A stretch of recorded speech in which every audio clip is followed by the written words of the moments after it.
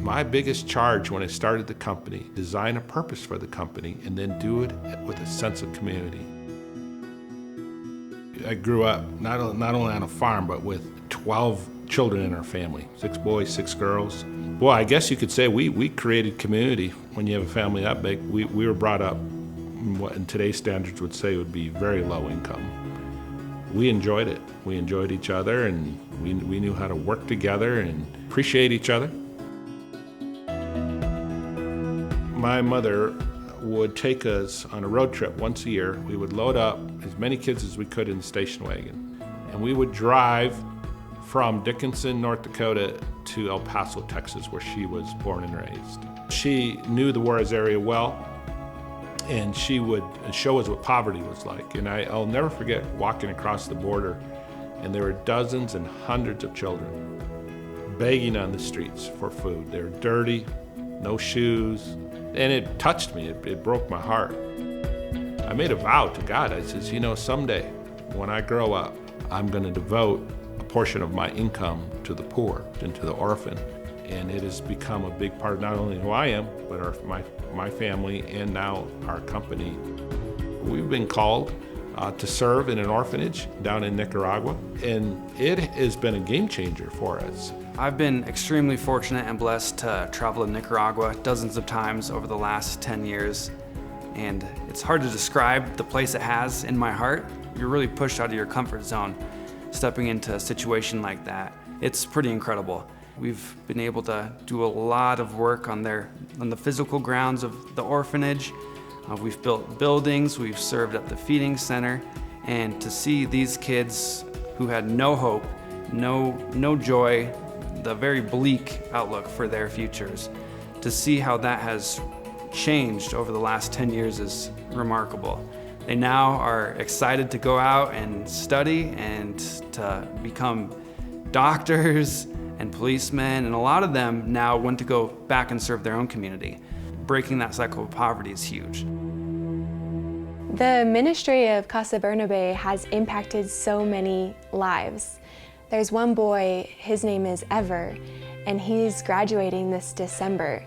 He wants to be a businessman. Every time my dad comes down, Ever makes sure to get the 3 of us together and have a business meeting. He sees business as the avenue to build his mom a strong house. Last spring, we hosted an entrepreneurship training course in Puerto Cabezas with 80 entrepreneurs.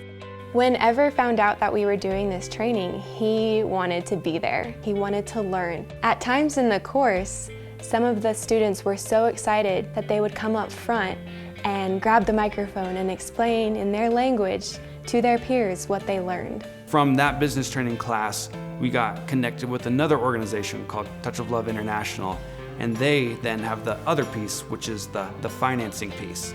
We're able to go out into a community, give them startup capital to start their business. We've seen that has already done an amazing thing in the lives of several families. I've had the privilege of going on mission trips with Ken because of MorningStar and seeing our mission statement lived out in the world. It's a very natural thing to extend our mission to places like Nicaragua. It's deep relationship, changed lives, servant leadership. That's what we do, and it's what we're all about. I truly believe it's a responsibility of anyone with the resources that we have in the United States to be stewarding those to help people that are far less privileged than any of us. I've spent time, numerous times, in various parts of Africa doing hands-on work, participating in drilling wells or education around water and water development, and seeing these kids with clean water and getting an education that was not available before. Being there in person keeps me connected to why I do what I do back home.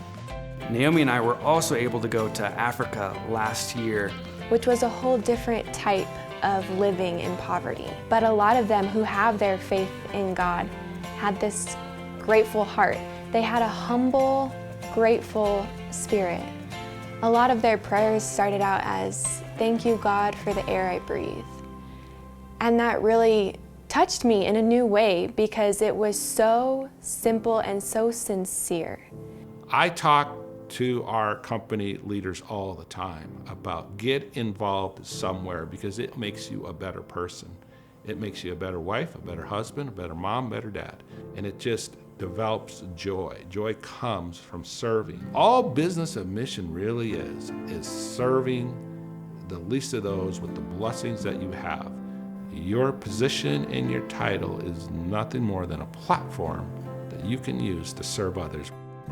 I always tell people, pick somewhere to serve, whether it's a homeless shelter, maybe it's Children's Hospital, maybe you want to go to Africa or Mexico. You don't have to, but that's just kind of what happens when a mission gets a hold of you. You just go. You never know what God is going to do with your small, humble yes. You never know the lives that will be changed, the ripple effect, because it's not in our strength. We aren't doing anything by ourselves. We are doing it for the Lord, and He takes over.